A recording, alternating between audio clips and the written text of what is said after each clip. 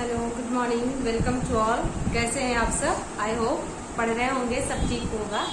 चलिएगा अपने टॉपिक पे आते हैं। पिछले क्लास में पिछले 3 क्लासेज में हमने प्रीपोजिशन को कवर किया। तो प्रीपोजिशन आपने पढ़ लिया, कॉन्सेप्ट भी क्लियर हो गया, उस पर प्रैक्टिस की आवश्यकता है। आज की क्लास में हम सभी पढ़ेंगे sentence completion. Sentence completion, completion complete word से बना है, मतलब आप समझ गए होंगे वाक्य को कंप्लीट करना। कंप्लीट करना मीन्स आप जानते हैं सेंटेंस का मतलब कि सेंटेंस एक सब्जेक्ट वर्ब ऑब्जेक्ट हो, उसमें और उसका कंप्लीट सेंस निकले, मीनिंगफुल सेंस निकले, उसको सेंटेंस कहते हैं। तो जब तक सेंटेंस में सब्जेक्ट वर्ब ऑब्जेक्ट में से सब्जेक्ट सुटेबल सब्जेक्ट के अनुसार वर्ब, सब्जेक्ट और वर्ब के अनुसार जिस ऑब्जेक्ट की आवश्यकता है वो ऑब्जेक्ट, या प्रीपोजिशन, कंजक्शन या वर्ब कुछ भी हो, नाउन प्रोनाउन, इन सब की आवश्यकता एक सेंटेंस में पड़ती है। तो जब भी हम सेंटेंस कंप्लीशन की बात करते हैं तो सेंटेंस कंप्लीशन में ओवरऑल ग्रामर को हम सभी सीखते हैं।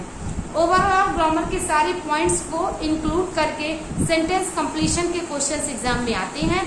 तो आज की क्लास में क्वेश्चन के माध्यम से हम लोग रूल्स को जानेंगे कि कौन कौन से क्वेश्चन में रूल्स अप्लाई हो रहे हैं, और उस वैसे ही क्वेश्चंस एग्जाम में बार बार सेंटेंस कंप्लीशन में पूछे जाते हैं, या हम कह सकते हैं फिल इन द ब्लैंक्स वाले टॉपिक में पूछे जाते हैं।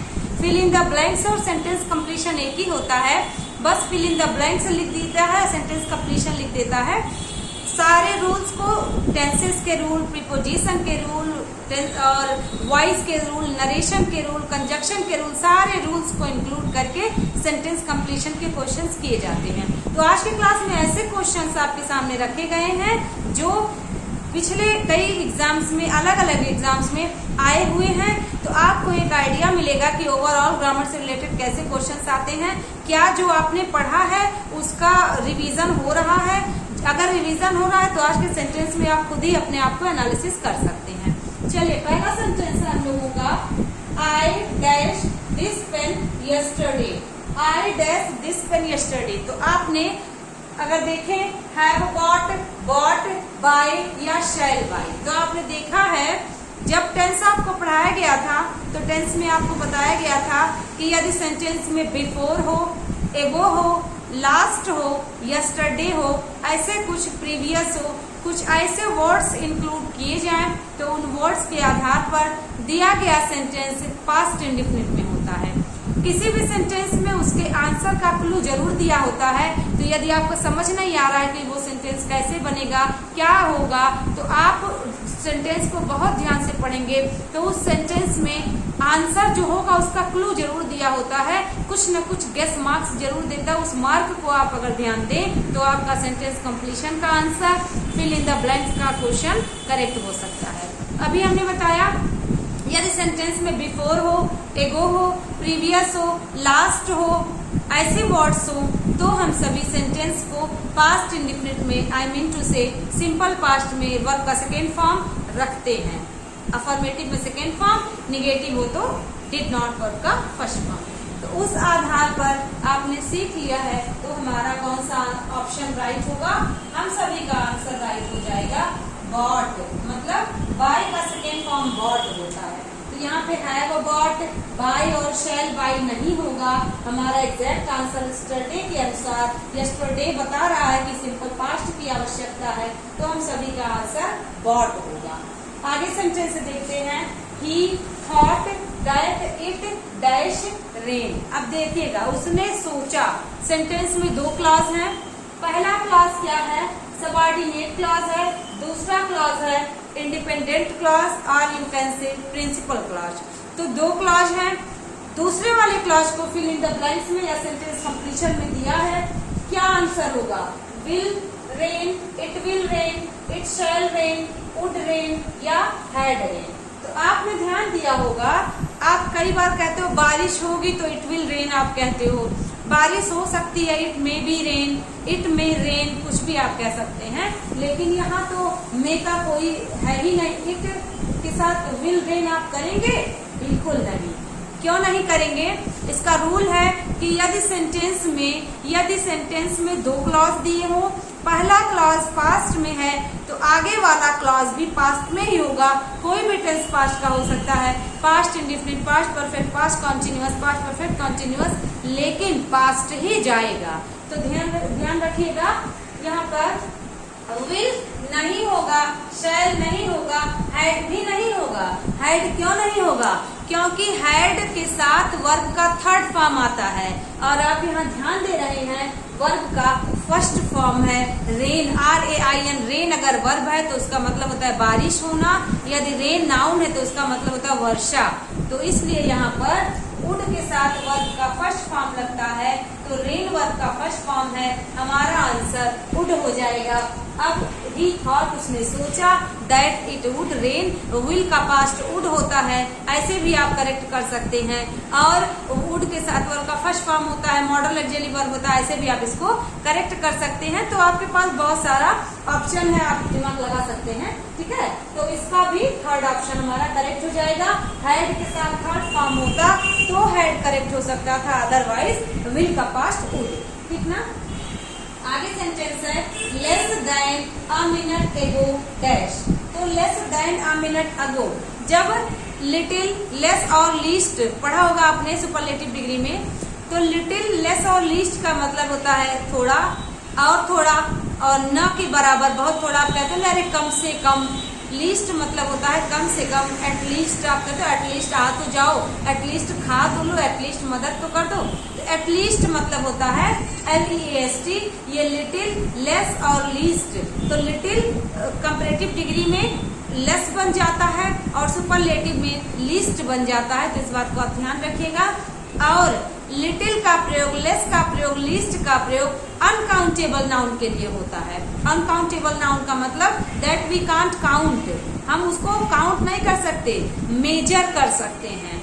अनकाउंटेबल नाउन को मेजर किया जाता है, तो इसलिए हम सभी लेस का प्रयोग करेंगे। यहाँ पे इसी के परिपेक्ष में फ्यू होता है, फ्यू, फ्यूअर। तो फ्यू का मतलब होता है ना के बराबर, काउंटेबल नाउन के लिए यूज होता है। और अ फ्यू का मतलब भी काउंटेबल होता है, मीन्स जिसको आप गिन सके 1 2 3 4, मेजर ना कर सके, उसके लिए फ्यू का यूज होगा। लेकिन क्वांटिटी की बात करेंगे तो लिटिल, लेस और लीस्ट का यूज होगा, ठीक है। तो यहाँ पे पहला पॉइंट आपने लेस को लेकर के सीख लिया, बहुत बार एग्जाम में आता है।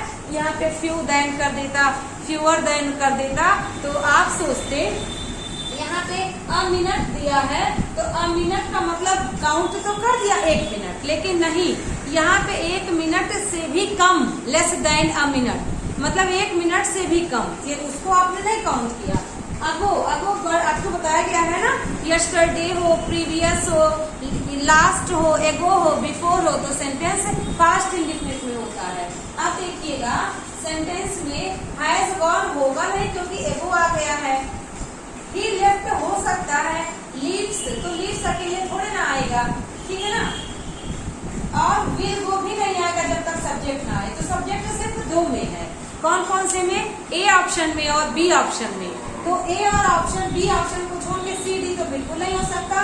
ए क्यों नहीं होगा? क्योंकि यहाँ पे एगो वर्ड बता रहा है कि प्रेजेंट नहीं होगा, तो हो जाएगा पास्ट इंडेफिनिट, यानी less than a minute ago he left, यानी लेफ्ट मतलब होता है छोड़ा या यहाँ से गया।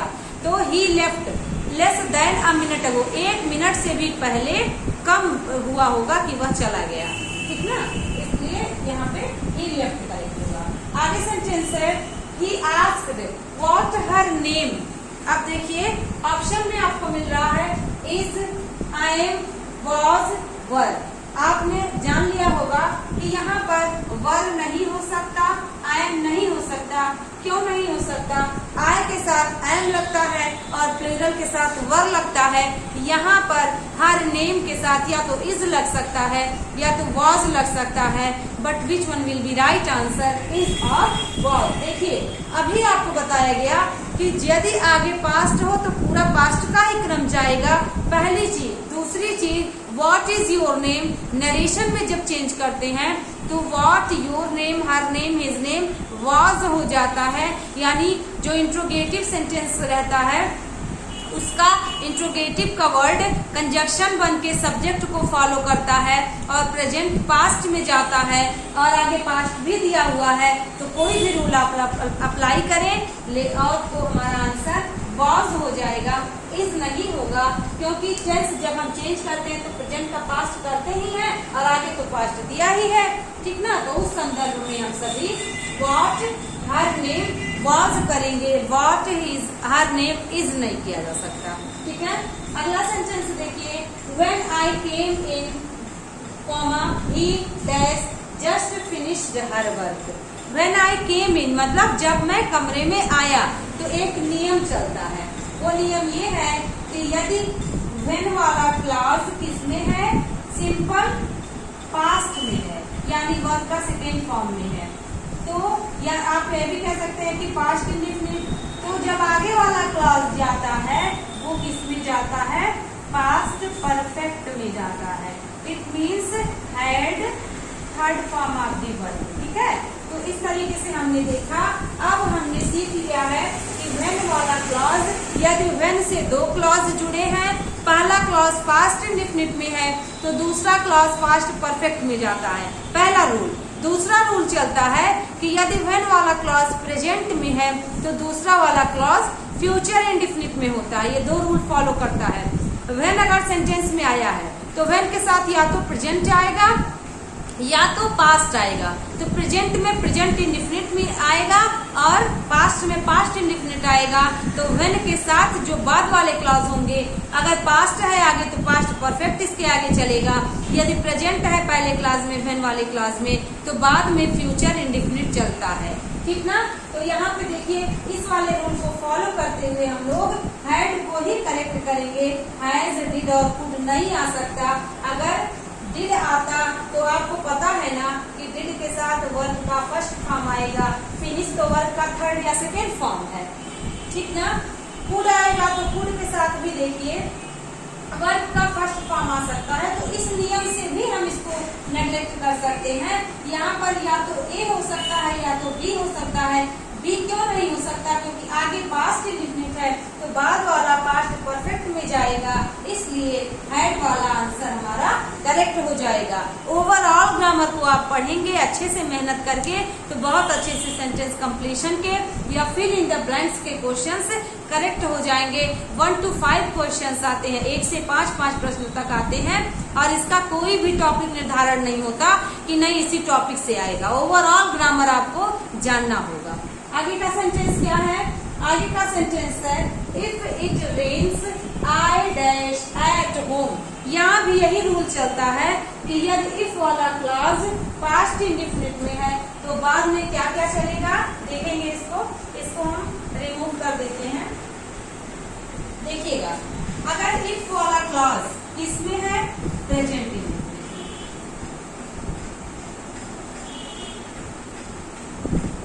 तो बाद वाला क्लॉज फ्यूचर में रहता है। और यदि इफ वाला क्लॉज यहाँ वही चलेगा, पास्ट इंडेफिनिट में है तो बाद वाला क्लॉज किसमें रहेगा, पास्ट परफेक्ट, ठीक है, ये चलता है। तो ये कंडीशनल सेंटेंस है, यहाँ पे कंडीशनल सेंटेंस अप्लाई हो रहा है। यदि बारिश होगी तो मैं घर पे ही रहूंगा, यदि बारिश होती है तो मैं घर पे ही रहूंगा। जो भी आप मीनिंग निकालें, इफ वाला क्लॉज हमेशा प्रेजेंट में ही रहेगा यदि बाद वाला फ्यूचर है। यदि बाद वाला पास्ट है तो आगे वाला भी पास्ट रहेगा, लेकिन हिंदी में गा गीगे का मीनिंग निकलेगा। बट आप इससे नहीं कंफ्यूज होंगे। If it will rain I shell stay at home बिल्कुल गलत है, इफ इट रेन्स ही करना पड़ेगा।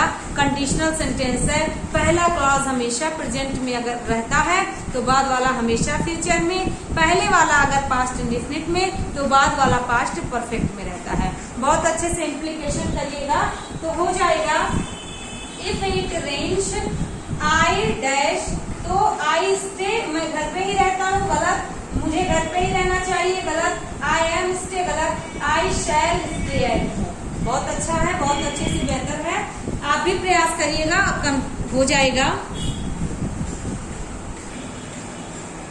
कुछ नए क्वेश्चंस है।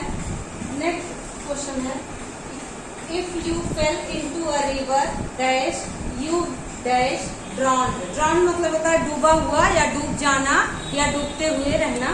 तो ऐसे सेंस में हम लोग ड्रॉन करते हैं। ये पास्ट पार्टिसिपल है। पास्ट पार्टिसिपल का मतलब वर्ब का थर्ड फॉर्म एडजेक्टिव के रूप में या वर्ब का थर्ड फॉर्म वर्ब के रूप में। तो अब देखिएगा यहाँ पर आपने देखा यू फेल इनटू, अभी हमने बताया था कि वर्ब का सेकेंड फॉर्म इसका मतलब आगे पास्ट है। तो जब आगे पास्ट है तो शैल तो हो ही नहीं सकता, शैल को स्किप कर देंगे। वुड बी या डिड हो सकता है। मस्ट भी नहीं होगा, तुम्हें डूब जाना चाहिए, बिल्कुल गलत। जरूर चाहिए के सेंस में मस्ट का यूज होता है, यहाँ बिल्कुल नहीं होगा। डिड हो सकता है, वुड हो सकता है। डिड के साथ वर्ब का फर्स्ट फॉर्म लगता है, डिड नहीं हो सकता। वुड भी हो जाएगा, बी मतलब बी के साथ वर्ब का थर्ड फॉर्म यूज हो सकता है, इसलिए यहाँ पे हो जाएगा you would be drawn. Next sentence है they decided that a picnic. उन्होंने पिकनिक के लिए डिसाइड किया। अब देखिए going for picnic, to go picnic, going on picnic, keep away picnic. Keep away मतलब होता है दूर रखना। कौन सा सेंटेंस का कौन सा ऑप्शन करेक्ट हो जाएगा? डिसाइड के साथ टू लगता है। तो डिसाइड के साथ जब टू लगता है तो आपको फिक्स प्रीपोजिशन ध्यान है। वर्ब का टू के बाद फर्स्ट फॉर्म तो आईएनजी नहीं लगेगा और डिसाइड के साथ प्रीपोजिशन लगेगा ही। तो यहाँ पे गोइंग अकेले नहीं आ सकता, गोइंग अकेले नहीं आ सकता, कीप नहीं आ सकता। ये रूल अप्लाई करें तब भी करेक्ट है। डिसाइड के साथ टू लगता है, यदि ये पॉइंट याद है तब भी करेक्ट है।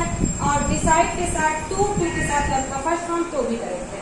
तो they decided to go a picnic, है ना, गो ऑन पिकनिक नहीं, या गोइंग ऑन पिकनिक बिल्कुल नहीं। पर के सेंस में आप लगा सकते हैं लेकिन गलत हो जाएगा यदि आपने इस बात को भूल गए कि टू के साथ वर्ब का फर्स्ट फॉर्म और डिसाइड के साथ टू लगता है। नेक्स्ट सेंटेंस है I saw him dash in the garden. आपने पार्टिसिपल की क्लास जब पढ़ी थी तो पार्टिसिपल की क्लास में आपने पढ़ा था कि लेट हो, मेक हो, डिड हो, इनके साथ टू का यूज नहीं करते हैं, वर्ब का फर्स्ट फॉर्म यूज करते हैं। दूसरा आपने रूल पढ़ा था कि यदि फाउंड हो, सी हो यानी सी सा सीन, तो इसके साथ आईएनजी का यूज होता है प्रेजेंट पार्टिसिपल की तरह, वर्ब का फर्स्ट फॉर्म और आईएनजी। तो यहाँ पर देखिएगा I saw him walk in the garden, I saw him walking in the garden, I saw him would walk in the garden, walked in the garden. बिल्कुल गलत है। वॉकिंग इन द गार्डन मतलब जब उसने देखा तो वो मोशन कर रहा था, यानी एक साथ दो कार्य। जब उसने देखा तो एक साथ दो कार्य, एक कार्य के तुरंत बाद दूसरा कार्य, तो उसने उसे वॉक करते हुए गार्डन में देखा, यानी जब उसने देखा तो वह वॉक कर रहा था। प्रेजेंट पार्टिसिपल यहाँ यूज हो रहा है। या ये रूल अप्लाई करें तब भी आपका करेक्ट है, या आप ऐसे समझें कि आप मीनिंग कंप्लीट करें कि टहलते हुए तो आईएनजी लगा है।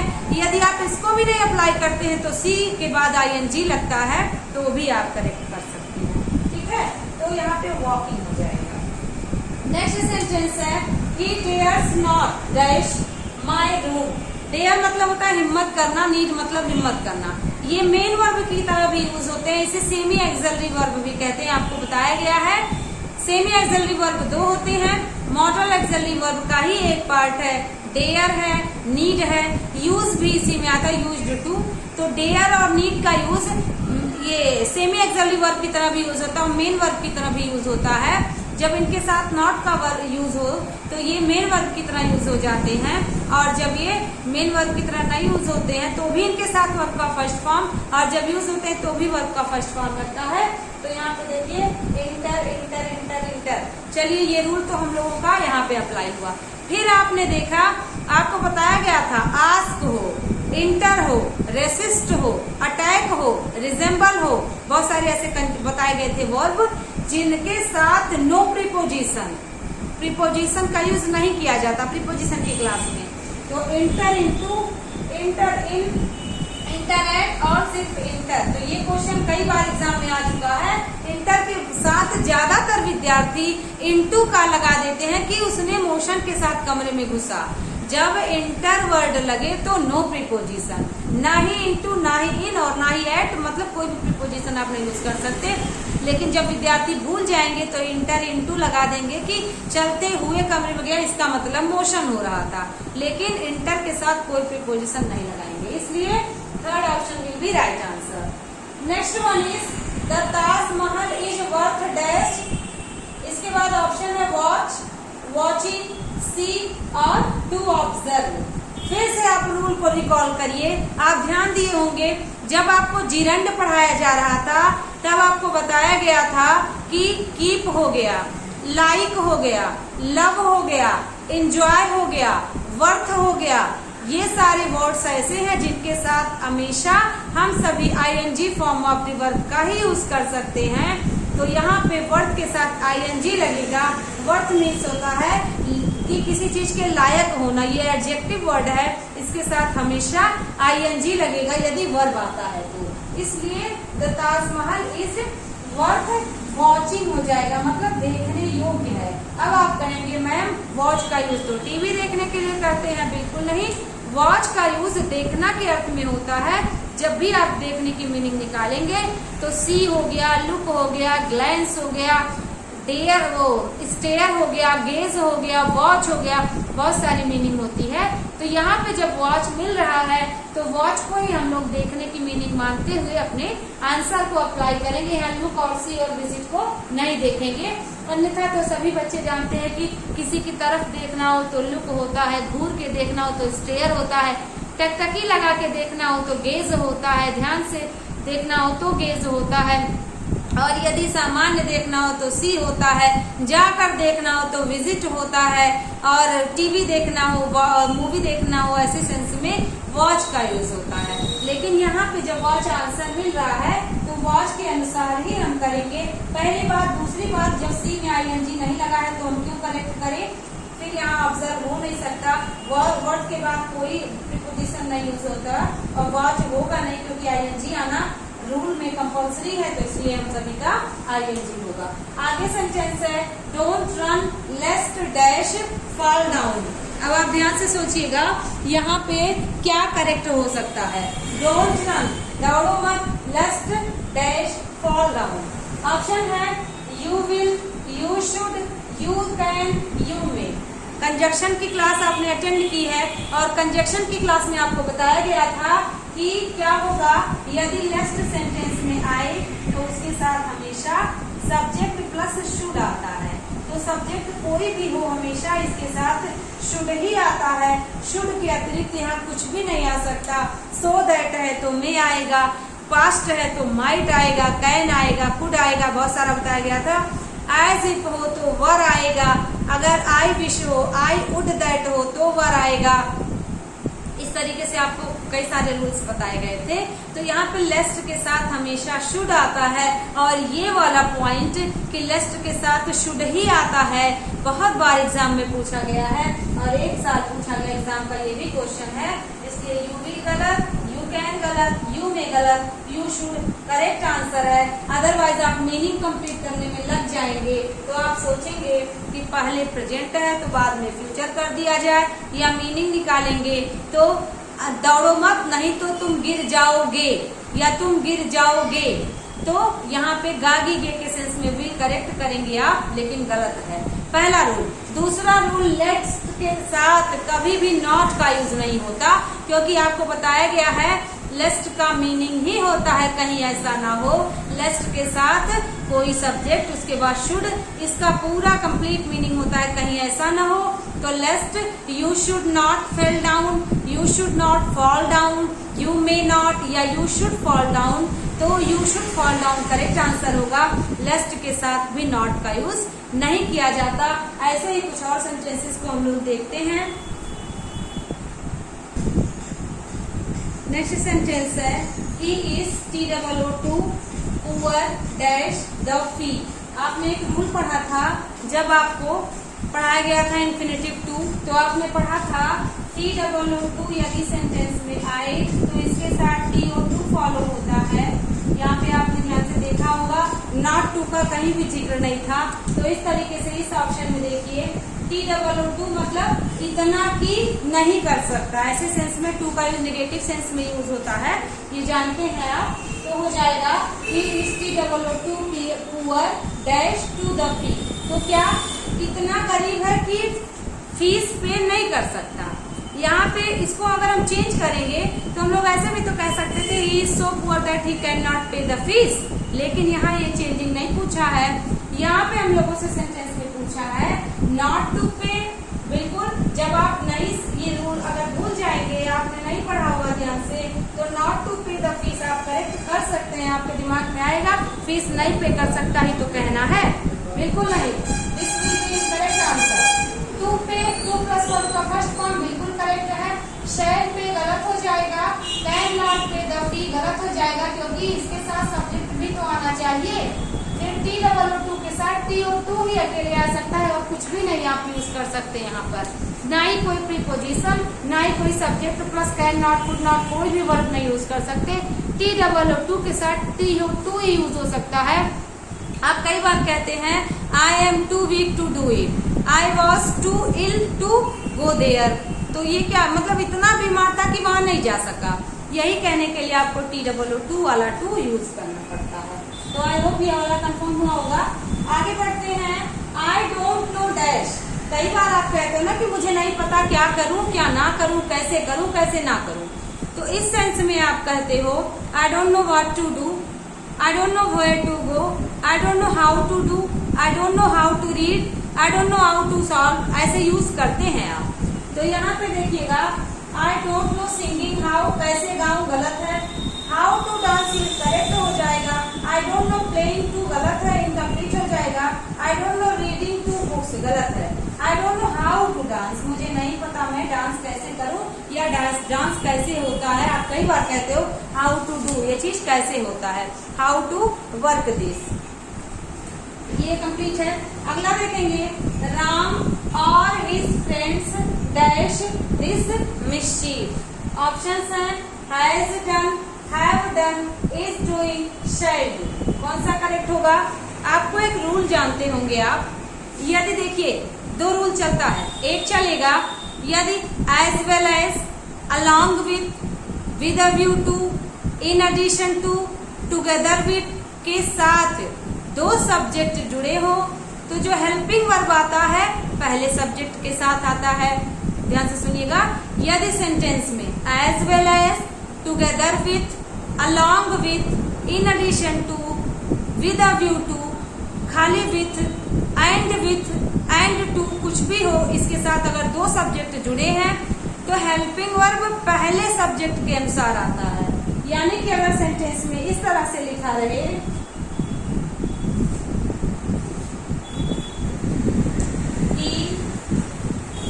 as well as I am doing this one, तो ये सेंटेंस इनकरेक्ट है, क्योंकि आपको अभी बताया गया कौन कौन से वर्ड हो। यदि as well as हो, in addition to हो, with a view to हो, टुगेदर विथ हो,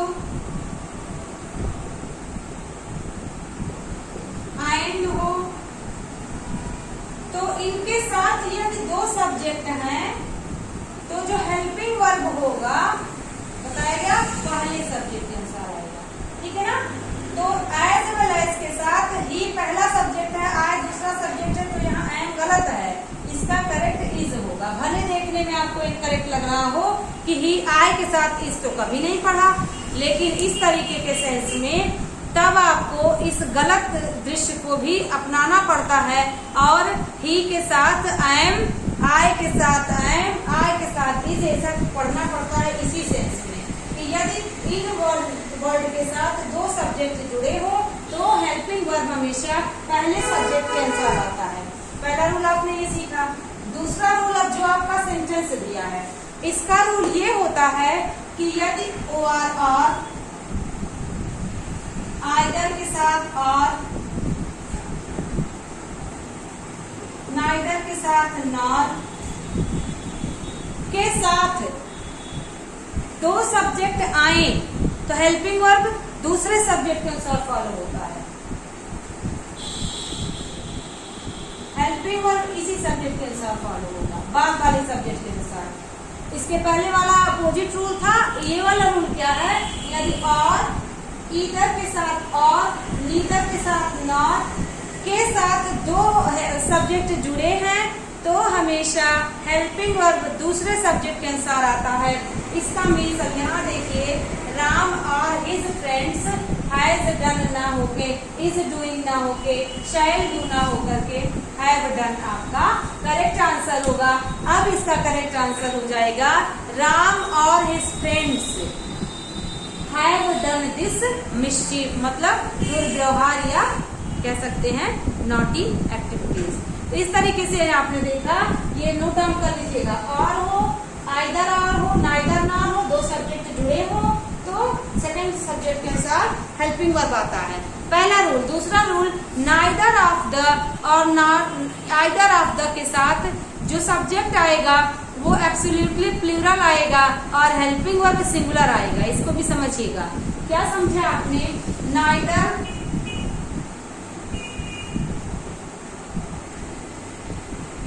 ऑफ द टू ऐसे लिखा हो, आइदर ऑफ द टू कह दिया जाए, each of the two, one of the two, कुछ भी आप समझें। तो नाउन हमेशा प्लूरल रहेगा लेकिन हेल्पिंग वर्ब सिंगुलर रहेगा। जैसे एक एग्जांपल देखिएगा, neither of the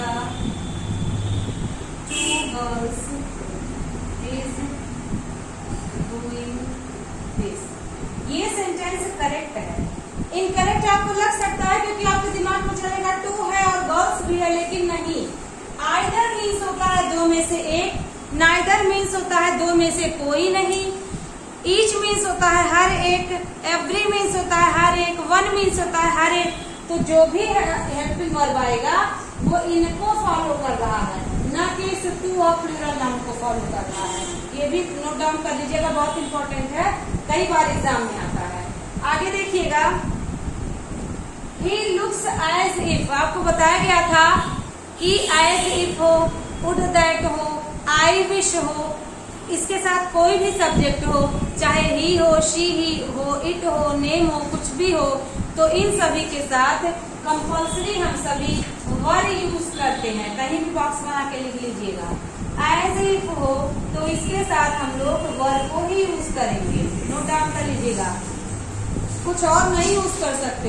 age if he were, as if I were, as if they were, as if she were, लेकिन सी के साथ आपने वर नहीं पढ़ा होगा, यदि पढ़ा है तो इसी रूल में पढ़ा है। ऐसे सेंस में एज इफ के साथ कोई भी सब्जेक्ट हो हमेशा वर को ही फॉलो करता है, तो इसलिए हमारा सेकेंड आंसर करेक्ट हो जाएगा। आगे बढ़ते हैं, ही dash a lamp from the ceiling. Ceiling मतलब होता है अंदर की छत और रूफ मीन्स होता है ऊपर की छत। तो सीलिंग और रूफ में यही अंतर है कि जब अंदर के छत की बात होती है तो हम सभी ये छत वाला फैन की बात करते हैं जिसमें नीचे से फैन लटकाते हैं, लेकिन यदि रूफ की बात हो तो उस छत की बात करते हैं जिसको हम लोग पैरों के नीचे रखते हैं। ठीक है, ये बहुत आसान है और आ भी जाता है बेसिक सा। सीलिंग की स्पेलिंग ध्यान से पढ़िएगा, CEIL होता है, एग्जाम में बहुत बार आया है, CEIL ING सीलिंग, लेकिन मोस्ट ऑफ द टाइम आपको यही याद रहेगा CIELING, क्योंकि ज्यादातर स्पेलिंग में आप यही पढ़ते हैं, लेकिन नहीं, सीलिंग की ये स्पेलिंग करेक्ट है, इसको नोट डाउन कर लीजिएगा। ही डैश, अब यहाँ पर देखिए ही के साथ डैश है और आपको करना है हैंग को फॉलो। तो दो हैंग आपने पढ़ा होगा, एक हैंग आपने पढ़ा होगा हैंगर वाला हैंग, और दूसरा हैंग आपने पढ़ा होगा फांसी देने वाला या टांगने वाला हैंग। तो जो फांसी देने वाला हैंग होता है वो पर्सन के लिए यूज होता है, और ये थिंग के लिए जो हैंग यूज होता है ये टांगना का मीनिंग लेता है। इतना बताने का ये उद्देश्य है कि जब पर्सन के लिए बात होगी तो उसका स्पेलिंग हम सभी का, उसका सेकेंड फॉर्म हम लोगों का हो जाता है hang, HANGED hang. Hang means होता है उसको हम लोग फॉलो करते हैं